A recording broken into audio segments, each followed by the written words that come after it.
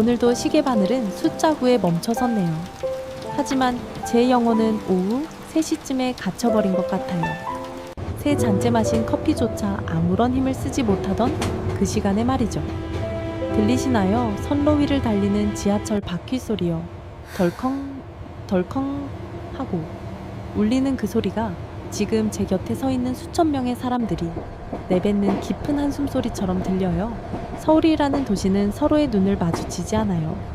우리는 스마트폰 화면을 보거나 앞 사람의 구두 끝을 보거나 아니면 지하철 천장의 공허한 허공을 바라보죠. 궁금해요. 이 피곤한 사람들 중에 푸른 들판을 꿈꾸는 사람이 단 한 명이라도 있을까요? 아니면 다들 그저 따뜻한 침대와 꿈조차 없는 깊은 잠만을 바라고 있는 걸까요? 부장님은 제게 조금만 더 힘내라고 말씀하셨죠. 그런데 그 조금만 더 뭐라는 게 도대체 얼마나 먼 걸까요? 한 달일까요? 1년일까요? 아니면 나의 청춘 전부일까요? 지하철 유리창에 비친 제 모습을 가만히 들여다봤어요. 거울 속의 여자는 너무나 낯설어요. 흐트러진 머리카락 짙게 내려온 다크서클, 그리고 미소. 그러고 보니 저는 언제부터 자연스럽게 웃는 법을 잊어버린 걸까요? 방에 돌아와 가장 먼저 하는 일은 불을 켜는 게 아니에요. 저는 빛이 무서워요. 빛은 방 안의 지저분한 모습뿐만 아니라 제 마음속의 엉망진창인 모습까지 다 들춰내니까요. 저는 그냥 바닥에 주저앉아 차가운 냉장고 문에 등을 기대요. 우문거리며 돌아가는 냉장고 소리가 마치 저를 위로하는 것 같아요. 지워아, 오늘도 수고했어 라고요? 내일은 또 토요일이네요. 사람들은 토요일이 놀러 가는 날, 누군가를 만나는 날이라고들 하죠. 하지만 저는 그냥 사라지고 싶어요. 아무도 제 이름을 모르고 아무도 수정 보고서를 요구하는 카톡을 보내지 않는 곳으로요. 어딘가 햇살 냄새와 오래된 나무 냄새가 나는 곳. 어쩌면 저는 저 자신을 위한 수리점을 찾아 떠나야 할지도 모르겠어요. 토요일 아침 서울은 평소와 다르게 무척이나 다정해요.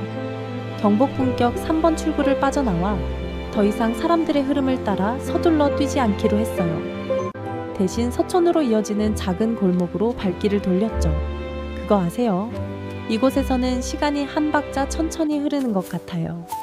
이끼 낀 돌담과 유려하게 휜 한옥 기와들이 마치 먼 옛날의 이야기를 들려주는 듯해요. 목적지도 가야 할 곳도 정하지 않은 채 그냥 걸었어요. 발길이 닿는 대로 나 자신을 맡겨두었죠. 오늘의 바람은 계피차 향기와 길가 어느 서점의 오래된 책 냄새를 품고 있네요. 숨을 크게 들이마셔봐요.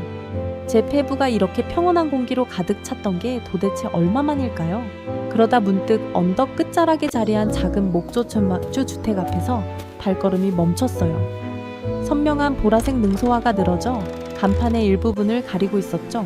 시간의 수리점. 참 이상한 이름이에요. 시간도 고칠 수 있는 걸까요? 저는 그곳에 서서 한참을 망설였어요. 제 가방 안에는 아버지가 남겨주신 오래된 나무 오르골이 들어있었거든요. 아버지가 이 세상을 떠나신 그날부터 10년 동안 그 오르골은 침묵을 지켜왔죠. 볼 때마다 가슴이 저려와 몇 번이나 버리려고 했지만 그러지 못했어요. 그런데 오늘 보이지 않는 어떤 힘이 저를 이끌어 그 나무 문을 밀게 만들었어요. 티딸랑 하고 맑은 풍경 소리가 울려 퍼졌어요. 정적을 깨는 크리스탈처럼 투명한 소리였죠. 제 발걸음이 멈췄어요. 눈앞에 펼쳐진 건 화려한 LED 조명이 있는 세련된 가게가 아니라 기억들이 모여있는 세계였어요.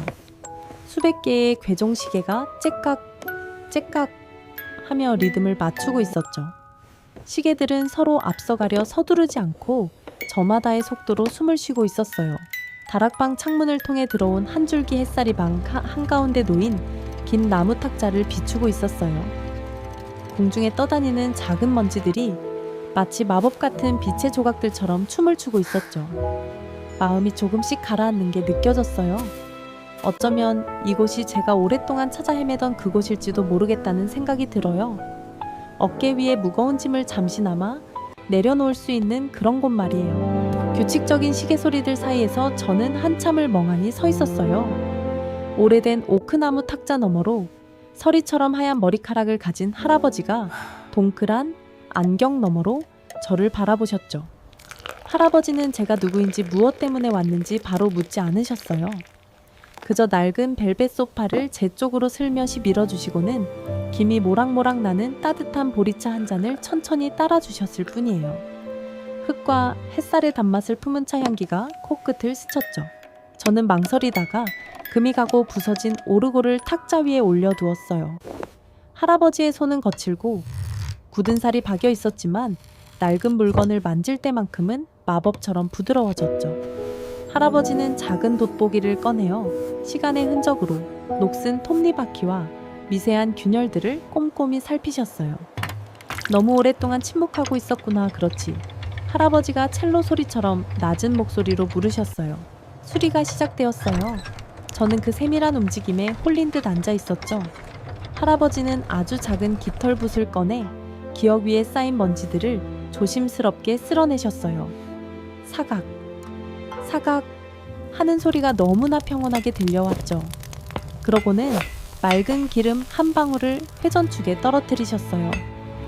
그 기름 한 방울은 햇살 아래 수정처럼 반짝이며 삐걱거리는 기계 속으로 천천히 스며들었죠. 할아버지의 세계에는 서두름이란 없었어요. 톱니바퀴를 억지로 돌리려고 힘을 쓰지도 않으셨죠. 할아버지는 기다리셨어요. 귀를 기울이셨어요. 마치 투정 부리는 아이를 달래듯 또 인내심을 갖고 대하셨죠. 그 손길을 바라보고 있으니 문득 코끝이 찡해졌어요. 저는 언제부터 누군가에게 이런 다정한 대접을 받아본 걸까요? 언제부터 저 자신에게 쉴 틈을 긴 하루 끝에 스스로를 돌볼 여유를 허락하지 않았던 걸까요? 금속이 부딪히는 맑은 소리 나무를 닦아내는 서걱거리는 소리. 그 모든 것들이 어우러져 부활의 교향곡을 만들어내고 있었어요. 저는 눈을 감고 백단나무 향기가 제 마음을 다독이게 내버려 두었죠. 그 순간 제 마음속의 깊은 상처들도 시간에 보이지 않는 손길에 의해 부드럽게 쓰다듬어지고 치유되는 것만 같았어요. 할아버지는 오르골을 손바닥 위에 조심스럽게 올리셨어요. 태엽을 한 바퀴 또 한 바퀴 천천히 감으셨죠. 처음에 뻑뻑했던 드르륵 소리는 이제 매끄럽고 기대감 섞인 소리로 변해 있었어요. 그리고 할아버지가 손을 놓으셨습니다. 첫 음이 울려 퍼졌어요. 그 다음 두 번째 음, 세 번째 음, 익숙한 아리라 선양, 선율이었지만 마치 크리스탈이 서로 부딪히는 것처럼 맑고 느린 리듬으로 편곡되어 있었죠. 그 소리는 괴종시계들 사이를 지나고 노란 햇살을 가로질러 제 심장 속으로 곧장 흘러 들어왔어요. 저는 그대로 얼어붙은 듯 서 있었어요. 지난 몇 년 동안 사무실에서 견뎌왔던 그 모든 갈등과 압박 비난들이 한순간에 씻겨 내려가는 기분이었죠. 10살 무렵에 제가 보였어요. 나무 그림자가 길게 드리워진 시골길을 아버지의 손을 잡고 걷던 모습 말이에요. 아버지는 여름 햇살처럼 인자하게 웃으시며 말씀하셨죠. 지원아, 최고가 되지 않아도 괜찮아. 네가 행복하기만 하면 그걸로 충분하단다. 그때는 그 말의 의미를 온전히 이해하지 못했어요. 저는 그저 숫자와 타이틀을 쫓아 정신없이 달려왔고 달려가느라 제 자신의 미소를 잃어버리고 말았죠.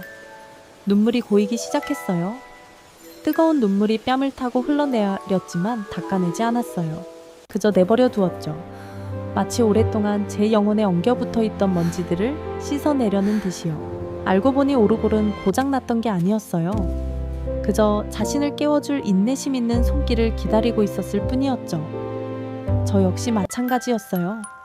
저는 실패한 게 아니라 그저 너무 지쳐서 저만의 선율을 되찾을 쉼표가 필요했던 것 뿐이었어요. 그 순간 저는 제 몸이 깃털처럼 가벼워지는 것을 느꼈어요. 마치 겨울 내내 쌓여있던 무거운 눈을 털어낸 마른 나무십처럼 말이죠. 작은 나무 문을 열고 밖으로 나왔어요. 등 뒤에서 들려오는 풍경 소리가 마치 다정한 작별 인사처럼 느껴졌죠. 서울은 어느새 반짝이는 검은 벨벳 망토를 걸친 듯 어둠에 잠겨 있었어요. 하지만 이제는 저 화려한 넌사인들이 더 이상 두렵지 않아요. 제 가방 속 오르골이 치유된 것처럼 제 마음도 단단해졌으니까요. 언덕 꼭대기에 올라 남산타워 쪽을 바라봤어요. 이곳에서 본 도시는 마치 땅 위에 내려앉은 은하수 같아요. 꼬리에 꼬리를 무는 자동차 불빛들은 붉은 반딧불이처럼 반짝이죠. 예전에는 이 풍경을 보며 답답함과 압박감만 느꼈는데 오늘 밤은 달라요. 저 불빛 하나하나가 소중한 삶의 이야기고 어쩌면 저처럼 지친 누군가의 간절한 마음일지도 모른다는 생각이 들어요. 밤 공기를 깊게 들이마셔봐요. 차갑지만 맑은 공기가 가슴속 깊이 들어와 정신을 맑게 해주네요. 휴대폰을 꺼냈어요. 업무 메일을 확인하기 위해서가 아니라 오랫동안 미뤄왔던 메시지를 보내기 위해서죠. 엄마 이번 주말에 집에 갈게요. 엄마가 끓여준 미역국이 먹고 싶어요. 내일이면 다시 해가 뜨겠죠. 지하철은 여전히 붐빌 테고 상사님은 여전히 보고서를 챙기실 거예요. 하지만 저는 알아요. 제가 달라졌다는 걸요. 이제는 멈춰서는 법을 배웠거든요. 인생의 리듬이 잠시 엉키더라도 제 마음속 작은 수리점을 찾아 태엽을 다시 감고 저만의 선율을 울리게 하면 된다는 걸 깨달았어요. 당신도 마찬가지예요. 오늘 밤 너무 지치고 힘들다면 잠시 마음껏 약해져도 괜찮아요. 당신이 그동안 얼마나 열심히 살아왔는지 잊지 마세요. 이제 두 눈을 감고 당신만의 숨소리에 귀를 기울여 보세요. 남산 위에 저 별들이 당신의 잠자리를 묵묵히 지켜주고 있으니까요. 다 괜찮아질 거예요. 잘 자요, 나의 먼 친구요.